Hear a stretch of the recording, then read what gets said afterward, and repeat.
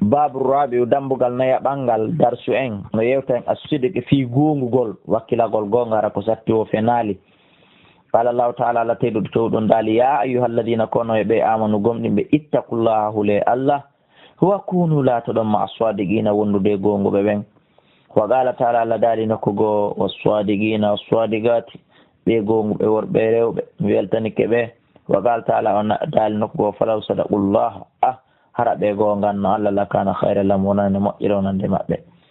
wa amma al-ahadis amma hadiseji ko ɓe nene wa amma al-ahadis amma hadiseji ɗi fal awwal hadise arano on capanɗe joyi hadise illa deftere nde fuɗɗa an ibnu mas'ud ƴetta abdullah ibn mas'ud radiyallahu anhu an nabi sallallahu alaihi wasallam ida inna sidqa qala nelaɗo maki inna sidqa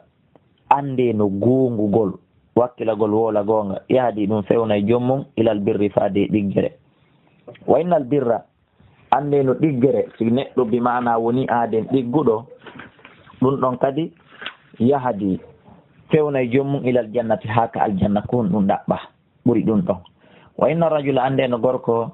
la yasduqu himo wowla gonga hatta yuktaba ha o winde indallahi kalla siddiqan wowlo gonga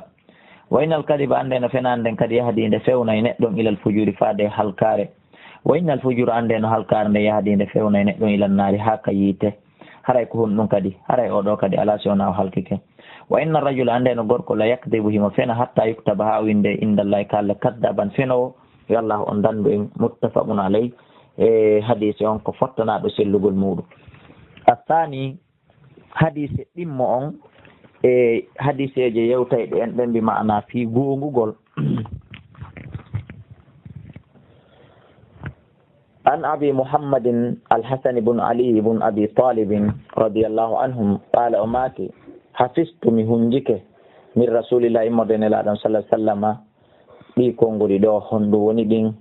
da terto ma yaribuka kala ko sikkitiɗa ila ma la yaribuka ya ko a sikkitaki e mum kala ko sikkitiɗa hino boni ka no moƴƴi ta wowlu kala ko sikkitiɗa no boni ka no moƴƴi ta ñaamo fa inna sidika saabu anndu no gongu wongol toma anina tun ko deeƴere kala gollal ngal gollirɗa e hoore goonga ma ko holiɗa e hoore goonga ko neɓuɗa noddeje fi ɗum a maƴƴata harayɗa deeji hiɗa hooli wal kadi ba fenande no riba tun ko sikkitu rawahu tirmidhi wa qala hadithun sahihun qawluhu ko wi kon yaribuka mo firande wo sikke maɗen huwa ɗum bi fakkili yaay saabu ko ya on waɗa kon e poccal wa dammiha no selli kadi ka o waɗi tural ha mana kon mana utruku ko terto mata shukku kala ko sikkitiɗa fi hillihi e nder dagagol mum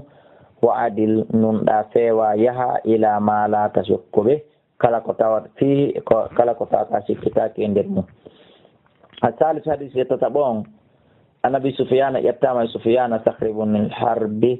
رضي الله عنه في حديثه فيه حديث مكة الطويل جوتو في قصة هرقل قصة أودو بيتيدو هرقل قال هرقل فماذا يأمركم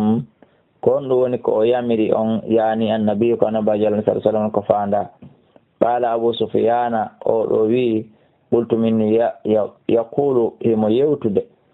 ibudullah nelaɗon mako de o yafillitano yimɓe ɓen jiyaɓe Allah rewe Allah wahdahu kanko to la tushriku bi aran ka fidal mashana hay hunde e musidɓe julɓe ɓen haw ko wiyete kon shirku sonnaɓe selu bambugol biniri nasi e talkuru fi ɗaɓɓugol batayagal e jungo modi mum e ɗaɓɓugol arsike e ɗaɓɓugol ɓiɗɗo ɗiɗo tati kala ko Allahu on jogui watruku terte ma yaqulu aba'ukum konko babiraɓe mon wolayno ko tata fewa hawrodira qur'ani sunna wa ya'muruna imo yamirayno men bi salati julgol sidiki gongol wal afafi ene finare wasilati e jokkugol enɗam muttafaqun alayh الرابع حديثنا يبون عن أبي ثابت وقيل إنما أبي سعيد وقيل وياما كدي أبي الوليد كأولو كدي سهل بن حنيف هو كان كو بدرين كو بدرين كيجو أن النبي والنبي الله صلى الله عليه وسلم قال ماك من سأل الله تعالى كلا تريد الله شهادتي ينقل شهيد بصدق هركو إغونغ أتروري وناها لتم بيور ما في فير ألا بلغه الله أنهيوتنا ييمو manazil ash-shuhada e galleli yanɓe sayidi ɓen ɓay haray Allah andi ko haadi o tawi haɓugol jihaadi ndin ko fiiɓa o wuura haray Allah subhanahu wa ta'ala yetono yemo e place be do ko do woni yanbe sayidi wa in mata so ma yala firasi kawre danke makora muslim. Allahu akbar. Al-khamsa di sejawabon an Abi Hurairah radhiyallahu anhu qala ma qala Rasulullah sallallahu alaihi wasallam lamaki gaza habuna nabiyin annabajo gomna lambiya morde annababe editi ben salawatullahi wa salamu alayhi yo jambe kisi won e makko alayhim e dew mabbe fa qala o maka le kami makko ben la yanbaghi rajulun hanana gorko e goto malaka jeygol bidi imra'atun ko ɗum woni teral sonnajo lanɗu mara on valeur si wonara ko yeggitironi margol teral sonnajo ko ɗum woni kamakko wawata kanko la yatba'ani afwan yiltitoɗen hadis on alhamis hadis jabon ƴettama ba hurairata qala ma Allah sallallahu maki gaza haɓuni jihad nabin annabajo gomnal anbiya'i morde annabaɓe salawatullahi wasalamu alayhi jeeɓe ko sewno e maɓɓe fa qala ko ɗum woni o wiyani ɗe qawmi yimɓe makko ɓen la yatbani wota jokkande rajulun kala gorko malaka bodu'a imra'atan ko ɗum woni kala gorko tawɗo hino jogii huyre sunnajo bimana awa legoy waɗuɗo jiiduɗo ɗo e sonnajo mbalditata jonnali mo tenga shar'ina ɗon ko ɗum woni ko fanda ɗon awa hande kan noon laaɗo sallallahu alaihi wasallam ɓe maaki ɗum hande kadi ka tongugol ɗum wa huwa tay kamɓe yuridu ko ɓe faala an yabuni biha konde wa huwa tay kanko yuridu ko faala an yabuni biha konde o mahoto e sonnajo mbi manande ɓe nattata e suudu walamma bayyana ko ɗum woni walamma bayna biha e nder koni kon kanko e makkonde ɗum ɗo tun wala ahadi wo arali ko adi buyutan lam yurfa suqufuha walamma bayyen biha tumande ɓanguno ɗum ɗo wala ahadun ala hay wona hay e goto bana woni ko mahi buyutan suudu lam yurfa wala ahadun wona hay e goto bana buyutan woni ko mahata suudu alego wona hay goto woni ko waɗata ɗum lam yarfa suqufuha ndu tawata o ɓantali tugale mum ɗen wala ahadun ala hay e goto istara sodo kadi ganaman dammi aw khalifatin ko ɗum woni ma ɗum luntinaɗi ɗum ko façon jawle hedditiɗe ɗen wawta kanko yantaziru himo habbiti awlada ha rimugol ɗum ɗongol fagaza ko ɗum woni o haɓa jihadi fadana fagaza o haɓi jihadi fadana o ɓattimina o ɗerete e saare salatul asri fi yulgol alansara aw qariban ma arayno ɓatti min dalka e morde ɗum faqala shamsi faqala o makani li shamsi nange innaka na ma'muratun ko a yamiraɗo wana min kadi ma'murun komi yamiraɗo allahumma ya allah hibbis ha jogi to ngeɗo nange alana dow men yarange marsali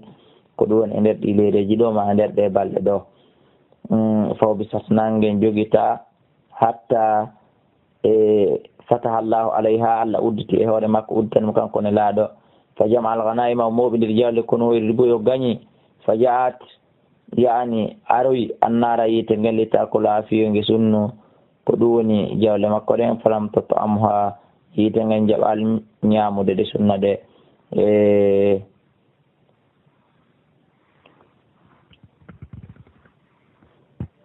yani annar li ta'kulaha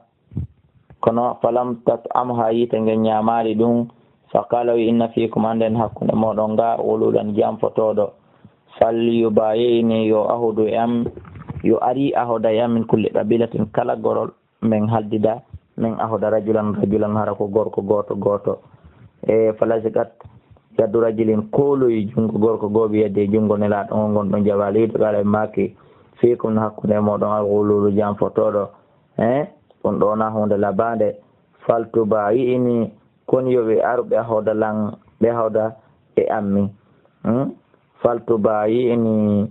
rabilat ko yar ahoda e an ko ɗum woni gorol maɗa ngol ko ɗum ɗon ɓuri labede falazatu falasikat kadi afwan kooli kadi yadu rajulain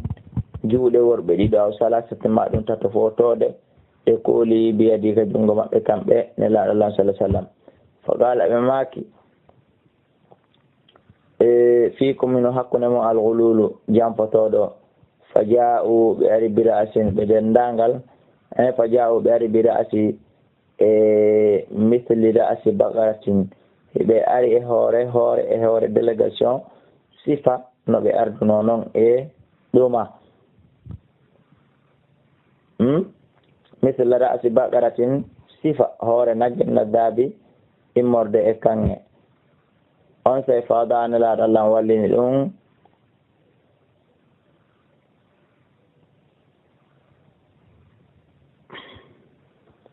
wo tayib yafoto ɓe maki toujours fikum no hakkunde mo alghululu jamfotoɗo faja on say ɓe addoy noon bi ra'sin hoore misla ra'si bagaratin ko foti tawi on hoore naggem naddabi immorde e kange fawda ahanelaɗo wallini ɗum watti ɗum e hewre ɗuma fajaati naari yite ngen ari noon on say fa kala taange sunni sadaka maɓɓe on har jawdi kono hoyri on kono wonno warrete on say fa akalatha on say fa akaltuha on say mi ñaami ɗum noon fa akalatha yite ngen sunni ɗum noon awa falam tahallal ghanaim jawde kono hoyri on daganaki eliyaden ha e goto qablana ko adi en enen thumma halallahu lana refti enen ka daginani al ghanaima jawde kono hoyri limara sabu ko jiikom dafanalo ere meɗen nden wa ijazana e ronkere meɗen nden fa hallaha lana o daginani en ɗum ɗo muttafaqun alayh wal khilfat ko woni ɗum bi fatil kha sabu ko kha o masa kon do al mujamatu toɓɓa ɗon wa kabiril wa kasril lam kan afwan e sabu ko laam on waɗa kon kasra jam'u khalifatin bi mana ko dental luntiɓe legoy wayan ko jam'u khalifaji legoy waya koni khalifaji annagato ko ngeloji alhamilu tuñuɗi hadith as-sadis jeegaba on an abi khalidi e tema abi khalidi hakim bun hizam radiyallahu anhu qala ma qala rasulullah sallallahu alaihi wasallam Allah maki albayyan yeyindiri ɓe ɗiɗo bil khiyari hiɓe suɓina ma lam yatafarraq en tant que ɓe sertal sim yeyima goɗɗum ma yeyila goɗɗum en tant que ɗen darude nokku gotum haray hara hani bi mana ɗa yidna as-sadis hadisa jeegaɓo on an abi khalid yettama abi khalidi hakim bun hizam radiyallahu anhu qala maki qala rasulullah sallallahu alaihi wasallam maki albayyan yeyindiri ɓe ɗiɗo bil khiyari hiɓe suɓina ma lam tafarraqa en tant que ɓe sertali fa en sadaqa tawi ɓe wolindirani gonga ɓe fenendirali wa bayyana ɓe ɓangidirani moƴƴere koni koye marchandise ɓe ɓangidirani alegoye ɓe haalindirani e kala ayibe ko on kon e muɗum ɓuri kala homa waɗanta ɓe barke fi bayima e ngengu maɓɓe ngun ɗum felite ɗum en kanat si laatake kadi noon wayin katama kan afwan so tawi woni noon ɓe suuɗidiri gonga on haqiqa on wa kadaba ɓe feni mo hiɗat ittete barakatu bayihima barki ngengu maɓɓe ngu muttafaqun alayh ɗum ko andingol en enen waɗoɓe commerce koyo en wowlidiran gonga ɓa noon ananay faasa faas goɗɗo e men no inna wattu ndu 5 000 ɗo ton mangol 10 000 wol ɗo ton mangol 1000 francs wol ɗo ton ɓay ko ono mari mbuɗi jani ko ono wawi feƴƴinde ɗum menen ɓe mbuɗi togo si ɓen woton jonnu men ɗum ɗo en andi ɗon no fellita jaka en yewti ɗon ko laaɓi pooyi haray ɗe jaka